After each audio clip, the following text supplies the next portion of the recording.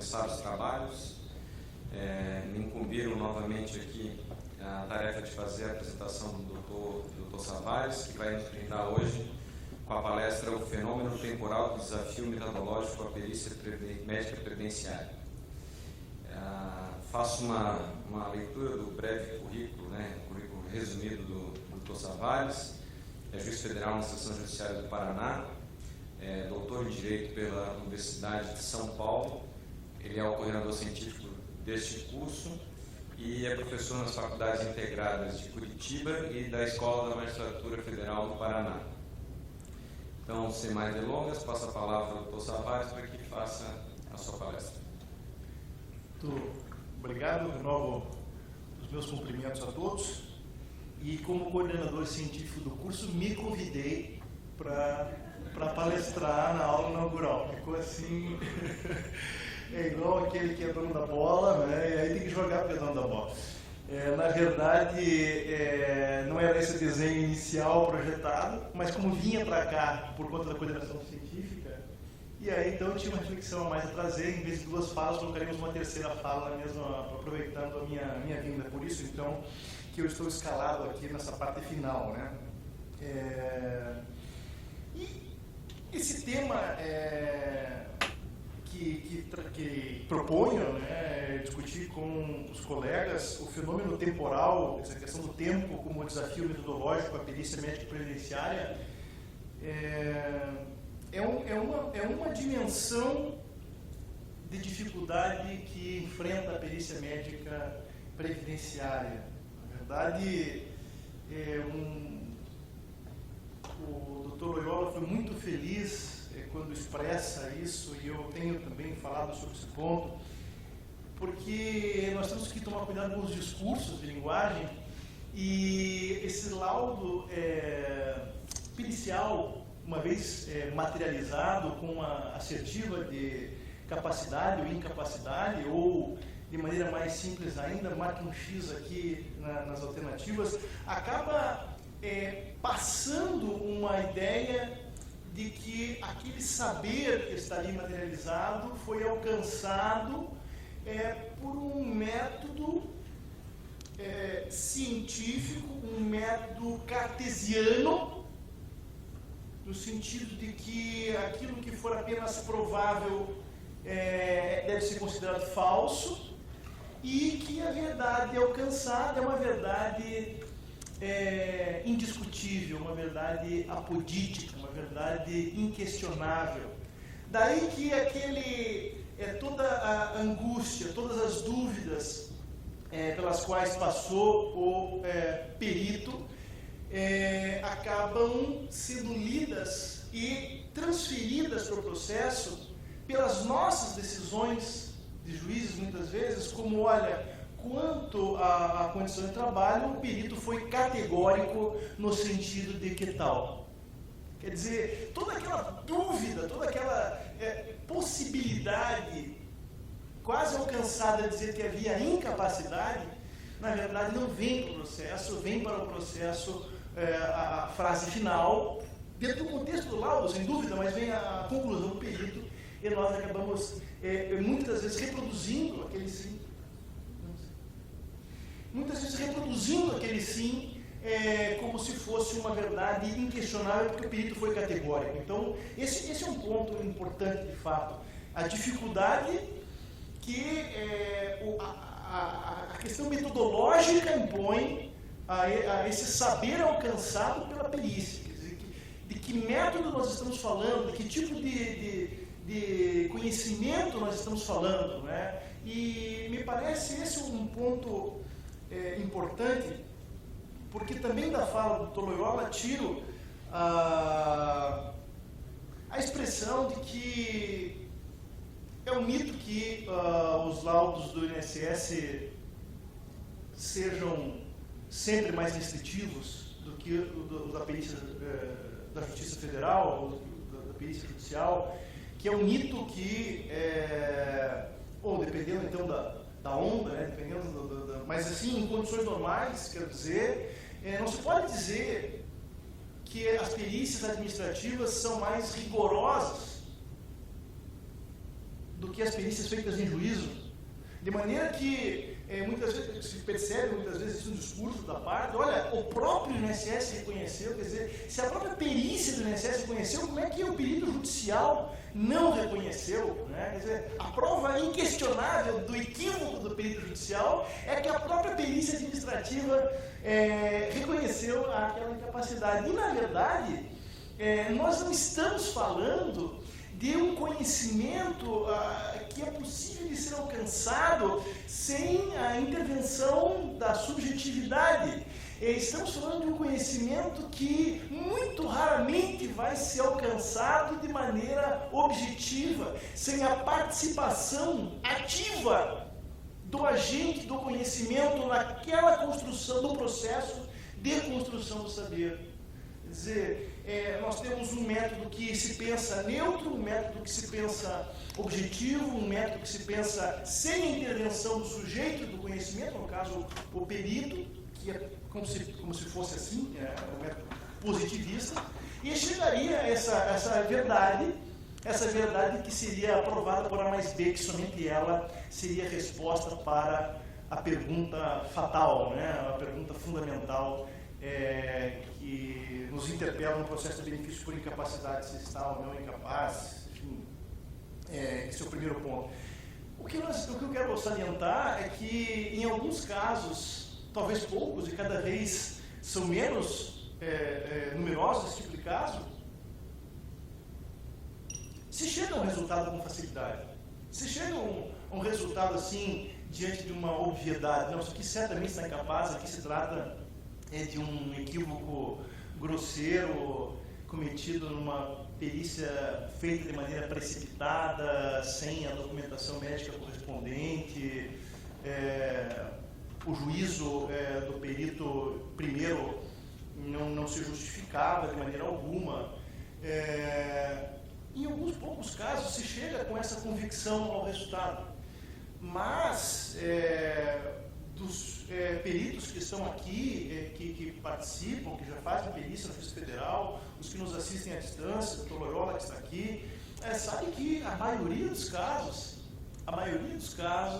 acaba, se bem que na sua fala tirei ali uns 20% daqueles que teriam mais dificuldade para o sim ou para o não, mas de todo modo o que eu quero dizer é que essa verdade que por nós é tida como verdade do laudo pericial, a resposta fundamental do laudo,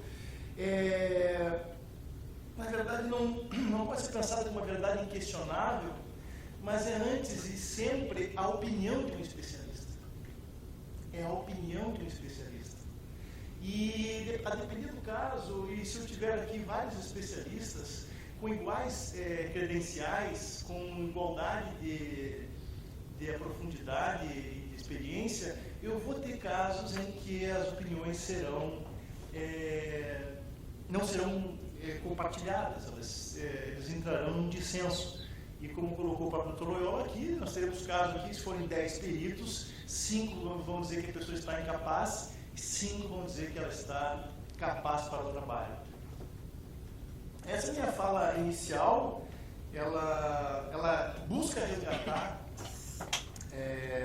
busca recuperar para o juízo um papel importante na definição do direito ao benefício por incapacidade, porque mais recentemente a maneira como se sistematizou a realização das perícias médicas, me parece que, tal como sucede no INSS, não no mesmo grau, mas a semelhança do que acontece na esfera administrativa, no processo administrativo, gradativamente, talvez pela premência de recursos pessoais, materiais, talvez, enfim, por dificuldade outra, razão outra, gradativamente o processo da tomada de decisão está sendo transferido entre os sujeitos do processo.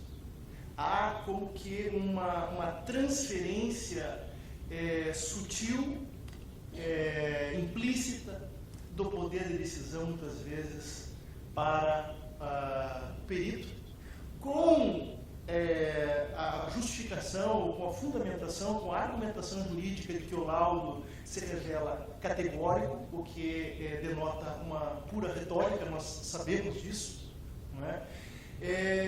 Quando, na verdade, se trata ali de uma opinião do especialista, da visão dele, carregando com ele a sua visão de mundo, a sua experiência do que é trabalho, a sua experiência quanto àquela debilidade, a sua visão mesmo de mundo, chega àquela opinião e daí temos que ouvir nesta aula inaugural do nosso nobre convidado que os peritos por vezes têm dúvidas se os seus laudos são lidos pelos operadores do direito. Foi isso que foi colocado há pouco antes da minha fala aqui.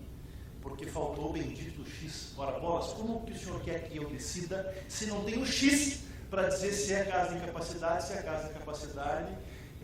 Aliás, deveríamos abolir aqueles quadradinhos para o juiz chegar à sua própria conclusão.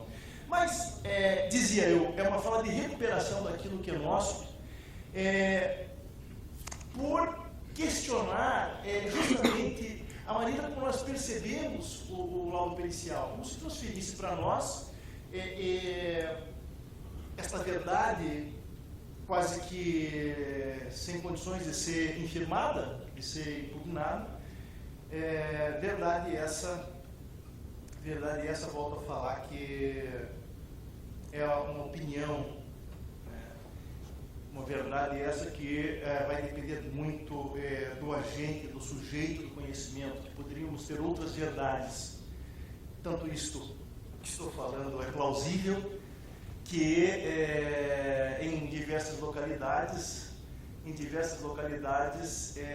a depender do perito que é nomeado para determinada causa, já de antemão se tem conhecimento da probabilidade de sucesso ou insucesso da demanda, a depender do rigor maior ou menor do perito, e não depende tanto mais da vara que caia, mas depende do perito. E aí o problema é que eu caí com o perito tal e não passei na perícia, e não tanto quem é que vai decidir o processo. Bem, essa problemática de se chegar a uma verdade do processo, ela nos incomoda muito, nós, juízes e servidores do âmbito do Juizado Especial Federal, porque esses processos são muitos. Estatisticamente, são os processos que quase que justificam a estruturação que temos no Juizado Especial Federal, porque respondem pela maioria dos casos de benefício por incapacidade, em algumas localidades, a maioria dos processos na área previdenciária, ou mesmo na área civil. Mas, pelo fato de serem muitos, e daí terem que reclamarem uma gestão que racionalize isso, que sistematize, que gerencie esse volume de processos, nós acabamos colocando esse tipo de causa em caixinhas, no sentido que eles não podem passar daquele grau de complexidade. Nós tendemos a vê-los com maior, vê-los mais simples do que eles são por vezes. E emprestamos um rito processual como se sempre, como colocou aqui o Dr. Loyola antes, se tratasse de algo passível de ser objeto do mesmo protocolo, do mesmo rito, de uma mesma modo de ser processual, seja pericial, seja na condução do processo.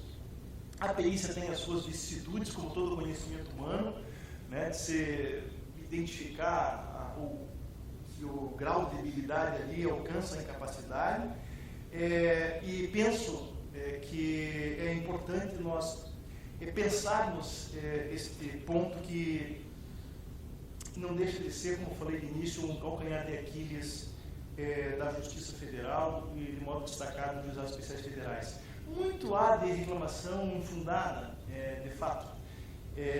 Muito se reclama pelo insucesso, e várias são as demandas quase que temerárias. Falávamos no intervalo com o Dr. Elon, mas por onde tenho ido nesses fóruns ou fora deles, onde circulo, há assim uma insatisfação que não é boa. Me parece que a legitimação do Poder Judiciário Federal acaba por ser colocada em xeque, justamente na faceta pela qual ele deveria adquirir a legitimidade social, que é do atendimento aos necessitados, aos mais necessitados e nesses benefícios sensíveis. Quem sabe, então, repensarmos, né, por isso quis muito te ouvir, repensarmos a oralidade do processo, repensarmos algo que saia de um documento que parece hermético e consigamos, na oralidade, no diálogo, trazer para o processo coisas que não conseguem se materializar. Dou um exemplo. Uma das minhas últimos processos no juizado, antes de ir para a turma recursal composição permanente, doutor Loyola, estou ali com uma situação de um carpinteiro com 50 anos de idade, que morava ali numa cidade que chama Doutor Ulisses, no 80 quilômetros de Curitiba, mas um bolsão de pobreza, um dos piores IDHs do Brasil, Doutor Ulisses. Carpinteiro, 50 anos, desempregado, o INSS concedeu o benefício por incapacidade, cessou o benefício por incapacidade, ele tentou voltar para a empresa não aceitou, e ficamos com essa situação, ele buscando o pedido de restabelecimento. Esse pedido de restabelecimento, a perícia médica perita concluiu pela capacidade para o trabalho, veio a minuta para mim, casos fáceis, não houve impugnação por parte do advogado, a minuta de improcedência. E certamente eu assinaria aquela minuta, porque formalmente o processo estava válido, certamente assinaria se um ano antes, eu na turma recursal, quando os mandatos eram temporários, e se estivesse ali na sessão da turma recursal, com outro processo dito fácil, dito desses que vai rapidinho, de um também carpinteiro, com a mesma faixa etária, numa mesma situação de a empresa não aceita e ele não foi considerado incapaz, ou lá no pericial realizado nos mutirões primeiros que fizemos, veio lá a patologia, ou a queixa era dor nas costas. Esse era o problema, a queixa. Um laudo apenas formalmente fundamentado, o juiz julgou improcedente, houve a nomeação de um dativo para recorrer daquela decisão, o advogado dativo recorreu e veio para a turma recursal. Eu sou o relator daquele processo, um processo que eu não teria menor dificuldade em confirmar a sentença de improcedência pelos próprios fundamentos, dada a inexistência de outros elementos médicos, se quisesse, para infirmar a conclusão que chegou o médico perito. Havia um pedido de preferência, era o próprio interessado, o autor da causa ali, isso um ano antes. E ele, quando vem assim, diz: olha, tem pedido de preferência, vem ele e a mãe, era o mesmo carpinteiro, com 50 anos de idade, e eu ali com voto de 2, 3 parágrafos, confirmando a sentença, que não tem muito segredo, né? O perito foi categórico, né? O X estava num lugar que não estava incapaz, não havia impugnação nenhuma. Aí havia ali no laudo uma afirmação dizendo que ele estava aguardando no SUS para fazer a cirurgia. E quando ele chega para receber o resultado da negativa de provimento ao recurso, né, ele vem com a mãe, com um raio-x, com 8 pinos que fez com a cirurgia na coluna dele, e mal conseguindo andar, já 8 meses depois de ter feito a cirurgia. E eu, quando vejo aquilo ali, como é que eu vou anunciar um voto naquele ali? Como é que eu vou anunciar um voto?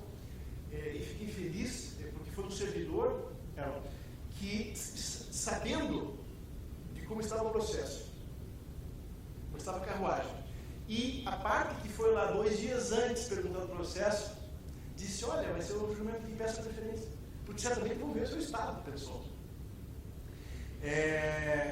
Chamamos ali à época o doutor Elcio ali, só nós temos condições de fazer uma perícia para nós, né, agora, julgamos ainda hoje, tal, ele vem e faz assim, de longe, assim, nós tiramos o julgamento desse ano. Do tipo, e depois vem falar assim: olha, isso aqui é irrecuperável e tal. Quer dizer, escapamos de cometer ali uma grande injustiça. Acho que foi assim, e isso me leva a pensar quanto disso nós fazemos por dia, porque extrapola as nossas possibilidades, por mais que queiramos que o sistema funcione. E eu comentava também agora com um colega, acho que com o Newton, de Passo Fundo, comentava com o Newton, olha, eu estou feliz porque me parece que em termos procedimentais, em termos formais, nós conseguimos emprestar uma racionalidade no sistema, de maneira que ele seja sério. Antigamente não é porque o servidor tinha que telefonar para o médico, não. Antigamente, o servidor intimava, por mandado do profissional de justiça, o médico, para saber do médico se ele aceitava ou não o encargo. E aí poderia vir uma resposta do cara, uma resposta negativa. E aí então para um outro médico.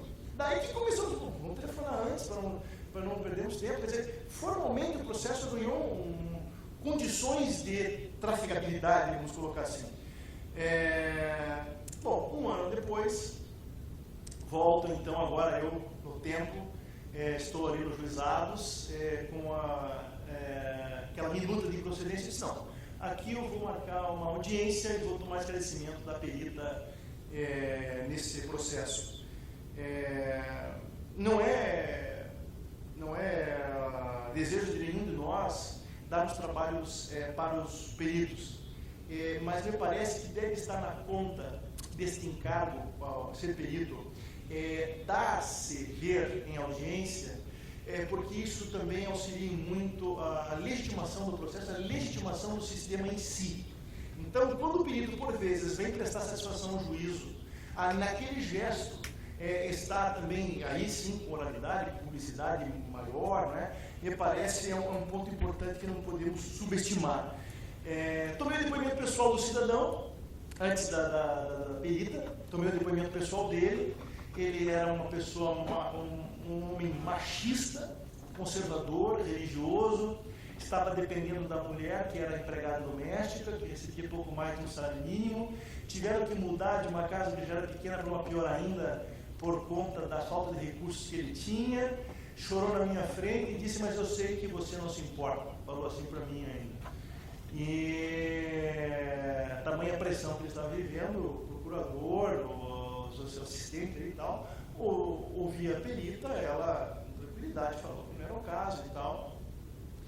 E eu disse, bom, e o doutor Loyola toca num ponto aqui importante, né? Certamente que o juiz não está vinculado ao laudo, mas o trabalho de se desvincular do laudo não é pequeno. Não é pequeno. Me parece, doutor Loyola, o ideal é que essa dificuldade, eu já cheguei até a bolar isso em termos formais, para formalizar alguma coisa assim, como é que poderia o perito expressar a sua dúvida?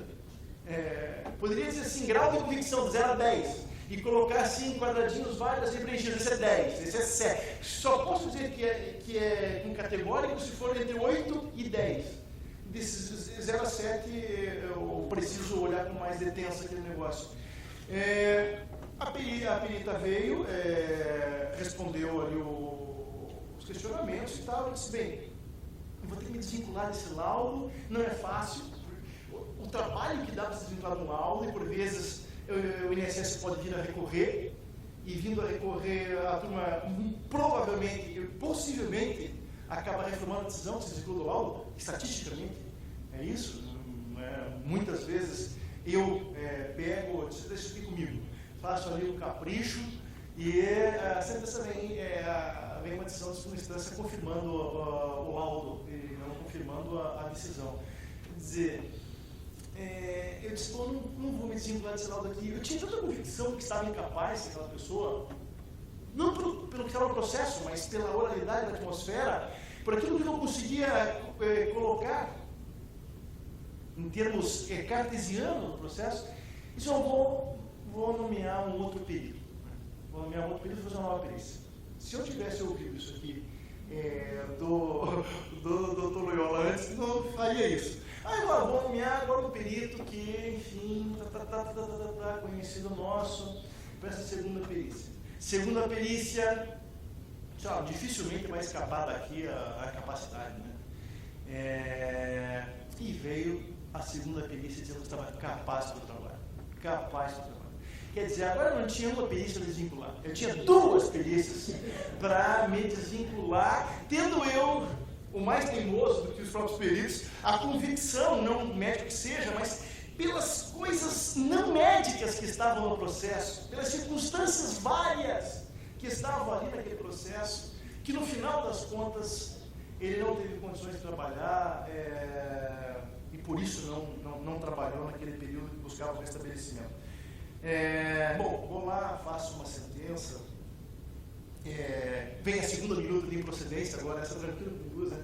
Não, refiz essa de procedência e tal, coloquei ali, fiz até um romance naquela decisão, para ver se tocava o coração, né, de alguém, e falo isso, não com brincadeira, mas falo isso para que percebam os senhores peritos o quão difícil é para o magistrado se desvincular do laudo pericial. Porque se desvincular do laudo pericial, fatalmente terá recurso, e aí terá um julgamento colegiado por 3 pessoas que estão próximos daquela documentação, se apoiarão como regra no laudo pericial e não, enfim, não tiveram a mesma percepção que o juiz, né, o senhor da razão ali contra 2 perícias. O fato é que, depois de um tempo, estava indo na turma recursal, chega a notícia de uma servidora, doutor, pelo nosso sistema de comunicação, né, no subsídio, você lembra do processo tal? Se lembra, reformaram, né? Não, o INSS não recorreu. O procurador abriu mão do prazo e não recorreu daquela decisão. Quer dizer, porque também percebeu pelo conjunto, não pela prova técnica, mas pelo conjunto das coisas, que era uma questão de restabelecimento. É o único caso desse que eu tenho para contar. Não tenho outro exemplo para dizer a nossa dificuldade que é descobrir uma verdade que seja, volto a falar, plausível. Não se deve buscar, nesse tipo de construção de saber, no processo que lida com uma contingência social dessa, um saber indene de dúvida, que seja fruto de uma certeza inabalável, mas que, eu volto a falar, um saber, uma verdade que se possa ter como razoável, como provável, não se exigindo uma prova inabalável, inquestionável, essa verdade que é própria das ciências humanas e não das ciências matemáticas, não das ciências naturais, não da geometria. E que dizer então, indo agora aqui, depois dessa introdução, ao desafio que o tempo impõe para a perícia médica previdenciária. Porque se já é difícil, diante de todo o histórico que você tem no documental, dos exames que são feitos, né, ou ali na anamnese, você chegar a uma conclusão a respeito da existência ou não da incapacidade, dizer, olha, hoje, no dia que se chama hoje, essa pessoa pode trabalhar ou não, teria condições de trabalhar, se já é difícil isso, quem dirá então projetar no tempo quando é que se iniciou a doença, quando é que se iniciou a incapacidade, quando é que houve agravamento da doença, ou até quando se estima perdure a incapacidade. Quer dizer, esses desafios que o tempo coloca a perícia médica previdenciária, eles são ainda maiores porque busca do perito justamente aquilo que, por vezes, ele não quer dar no ato pericial. Né? Nós somos todos formados para chegar a uma conclusão desde que não tenhamos dúvidas de que esta conclusão é correta. Algo que distingue, evidentemente, um segurado, um periciado de um paciente, que o paciente, via de regra, ele quer ser ajudado. Né? Via de regra, ele quer ser ajudado. O periciado, ele quer não passar na perícia. Né? O objetivo dele é recortar uma realidade que lhe interessa em termos documentais do processo e alcançar com isso o benefício que julga ter direito. Né? Por falar em que julga ter direito, me permitam só esta, porque já volto para o fenômeno temporal, mas falava aqui o Dr. Elmo do sistema de perícia integrada e que a especialidade psiquiátrica não vai para esse sistema de perícia integrada, não poderia ir mesmo, né? É certo que teríamos algum tipo de transtorno ali no ambiente, não é? E me recordei, quando você falava, na antepenúltima ou penúltima sessão do julgamento que tínhamos ali, um caso, uma mulher que chegou gritando, transtorno de personalidade. Já como falou aqui, isso é transtorno de personalidade. Chegou gritando na justiça e e foi lá passar no julgamento pedido de preferência também. Aí eu pensei, bom, o laudo de capacidade para trabalho, sentença de procedência, não tem impugnação nenhuma. Laudo bem fundamentado. O voto do relator era para manter a sentença de improcedência. E a mulher, fazendo barulho lá de fora, entrou à sala de audiência, de sessão, para receber o comunicado, o resultado da sua decisão. E eu pensei assim, puxa, será que foi o advogado que mandou ela receber a notícia por nós, para não precisar ele dar a resposta, o resultado lá, né?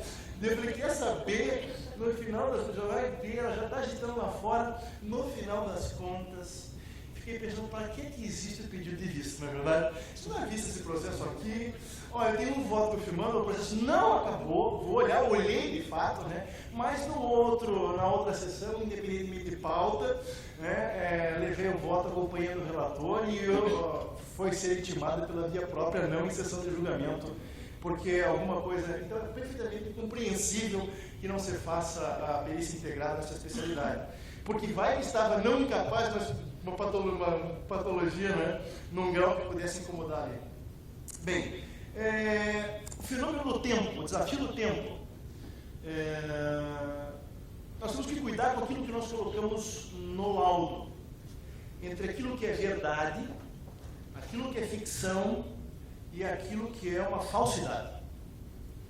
Quando ali a indagação do laudo diz assim, qual é a data do início da incapacidade, ou qual é a data de doença, quando o perito acaba colocando ali a data do início da incapacidade, na data da realização da perícia, na data da realização do ato do exame, na verdade, se trata de uma frase incorreta, porque não corresponde à realidade, e se trata, me parece, de uma ficção.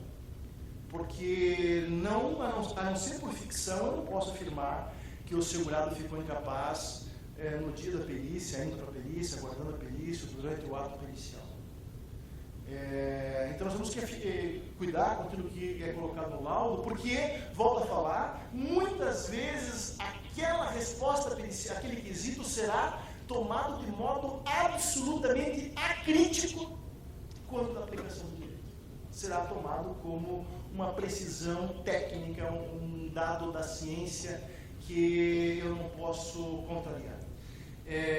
Mas a data de início da incapacidade na data da perícia é, antes de tudo, uma ficção pericial. A rigor, o que o perito deve dizer ali este perito não tem condições, em primeiro lugar, antes voltando, me parece ser dever do perito, doutor Loyola, colocar ali no laudo pericial a dificuldade que teve para dar a solução final diante de todo esse cotejo, para que transmita com toda a transparência possível a conclusão, não apenas a conclusão, mas as dificuldades que enfrentou para chegar a essa conclusão. E isso vai nos deixar mais livres, porventura, para trabalharmos com outros elementos probatórios, né, para chegarmos à conclusão. Segundo ponto, me parece que se o perito não consegue fixar a data do início da incapacidade, nem mesmo por um juízo de probabilidade, ele deve dizer isso no laudo pericial. Este perito não consegue fixar a data de incapacidade. O que eu consigo dizer é que hoje, pela minha avaliação, ele está incapaz. O que não me parece mais admissível é adotarmos de modo acrítico que a data de início da incapacidade, com todo respeito, que a data de início da incapacidade é a data da perícia, porque se trata de uma ficção. Quer dizer, então, não na véspera, não na antevéspera, não um mês antes, a depender da patologia, fim da idade e outras variáveis, né? E isso, então, essa questão do tempo me remete a um outro caso, esse mais recente, esse discutindo com um amigo nosso, que será professor de vocês no curso, participo, o doutor Fernando, em que se tratava também de um problema lombar. Trabalhava numa indústria de móveis, essa pessoa, e montava os móveis nas casas. E depois ficou com um problema, por uma patologia ortopédica, requereu no INSS, foi indeferido o benefício, e depois ingressou na Justiça Estadual buscando um acidente de trabalho, buscando o nexo, né, buscando um benefício acidentário. Lá na Justiça do Trabalho, o perito reconhece que havia a incapacidade, mas que não reconheceu o nexo causal. Então se tratava de benefício acidentário. No final das contas, aquele processo que percorreu lá foi remetido para o Juizado Especial Federal, porque não era um benefício acidentário. E aqui uma outra perícia se fez no âmbito dos Juizados Especiais Federais. Depois disso, de 1 ano e tanto, e a segunda e essa última perícia, reconhecendo a capacidade para o trabalho. Lá foi incapaz, mas sem nexo, e aqui capacidade e sem reconhecer incapacidade pregressa, sem nunca ter reconhecido uma capacidade para o passado. E trocando uma ideia com o doutor Fernando, falava sobre essa dificuldade. Olha, qual dos laudos eu devo me amparar no caso de dúvida? Quer dizer, por vezes eu tenho essa dificuldade, não raro, eu tenho um médico do trabalho que reconhece a incapacidade, mas fixou a data do início da incapacidade na data da perícia. A parte impugna, eu quero um especialista. A parte autora, que já ganha o benefício dali adiante. Aí você nomeia um especialista, por vezes. Aí vem o especialista e diz, ela não está incapaz. Nem antes, nem na data da perícia primeira, nem agora. E agora? A situação ficou pior. Eu tenho 2 laudos, um do médico do trabalho, consistente, dizendo que está incapaz, o outro do médico especialista, tal como queria a parte autora, dizendo que ela está apta, ou melhor, que ela está capaz para o trabalho. Trabalhamos ali com a questão da precaução, concedemos o benefício ali, porque estamos no momento em que a técnica, a ciência não consegue dar uma resposta satisfatória sobre a condição de saúde de alguém, né, ou sobre o prejuízo da saúde de alguém do trabalho, acautela-se a saúde, então coloca-se a precaução do ambiental. No previdenciário temos alguns precedentes desse tipo. Agora, nesse caso aqui é diferente porque o laudo atual diz que ele nunca esteve incapaz, e lá no passado, 1 ano e meio antes, dizia que ele estava incapaz para o trabalho. O laudo atual dizia que ele estava capaz para o trabalho, né? E aí, nessa conversa, me parece uma coisa importante isso, de reconhecer-se a força da contemporaneidade dos elementos médicos.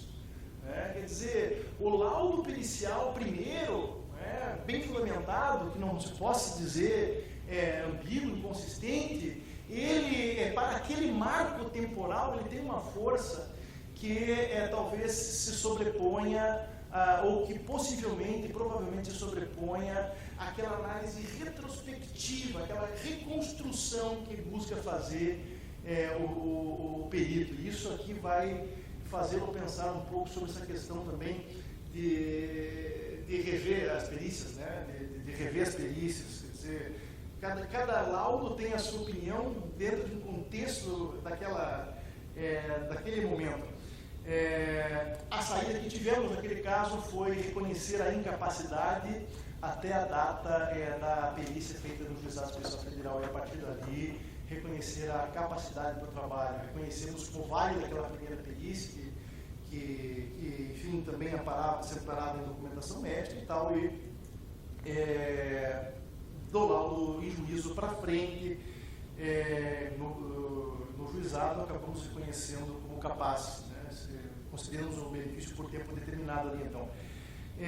Mas me parece que a questão, hora de se fixar a data do início da incapacidade na data da perícia, ou de hora se buscar uma data, um elemento objetivo, no qual eu possa apontar de maneira inquestionável que a pessoa lá atrás estava incapaz, essa postura, volto a falar, que ela se encontra com um método positivista, na verdade, que exige fatos comprováveis, nos quais o agente do saber vai se ancorar, ela não se encaixa na realidade da vida humana, não se encaixa nas ciências humanas, não responde suficientemente.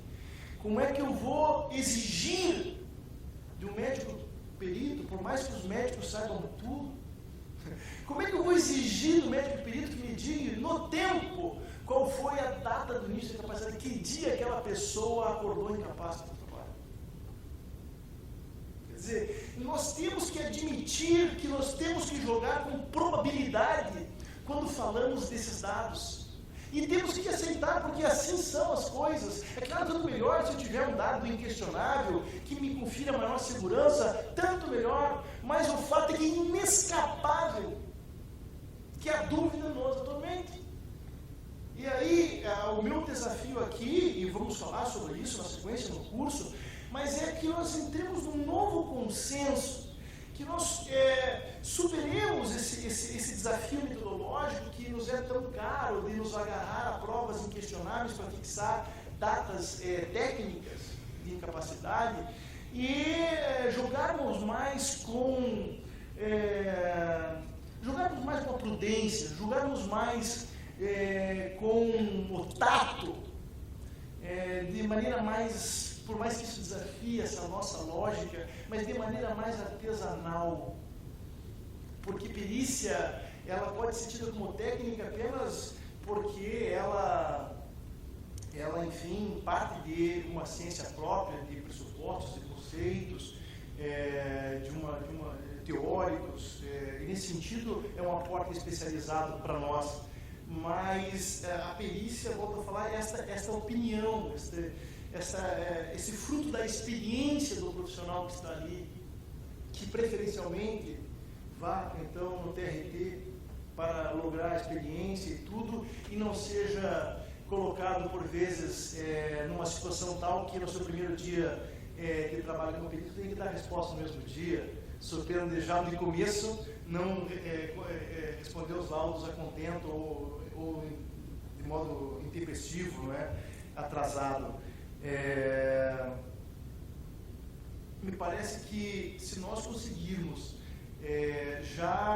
porque é uma questão, vou falar de teoria do conhecimento, não apenas do direito, mas passa pelo conhecimento pericial. Se a perícia, que se reconhece como técnica, se recusar a ser refém do tecnicismo, se a perícia, que se admite como ciência, se recusar a ser refém do cientificismo, no sentido de que há um método próprio, hermético, que nos permite chegar por A mais B a uma suposta verdade inquestionável, e qualquer coisa que seja apenas provável é em verdade, falar Descartes, volto a falar, se a perícia conseguir se libertar desses casulos do positivismo, me parece que nós, juízes, teremos mais elementos para, quiçá, até arbitrarmos períodos de gozo de benefício por incapacidade, quando não se tem condições, quando não se tem condições e aquela prova se torna, na verdade, uma prova diabólica, isto é, a prova de um fato que é simplesmente impossível, uma prova impossível de ser feita. Então, meus caros, o meu tema, o fenômeno temporal como desafio metodológico, busca justamente isso, busca, quem sabe, fazermos pensar sobre outras possibilidades para a perícia, um novo modo de ser da perícia, um modo mais transparente, um modo que nos permita, juízes, recuperarmos o poder de decisão, não ser tanto, não assumir o papel reprodutivo, comunicativo da decisão, mas assumirmos um papel de constituição, um elemento constitutivo das decisões, me parece algo importante. E a busca desse saber distante no tempo, que é muito maior, volto a falar, do que dado o diagnóstico aqui, ela pode ser auxiliada em muito com essa superação do método que se vale o perito em juízo. Era isso. Muito obrigado.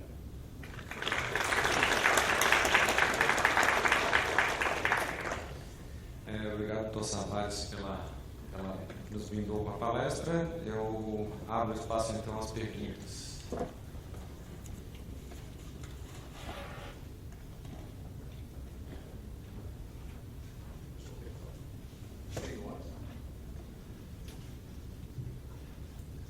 Pode ser psiquiatria, Gisele.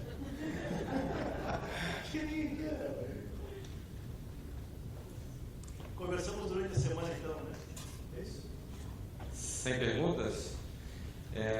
Então, eu agradeço ao palestrante e faço alguns avisos paroquiais aqui.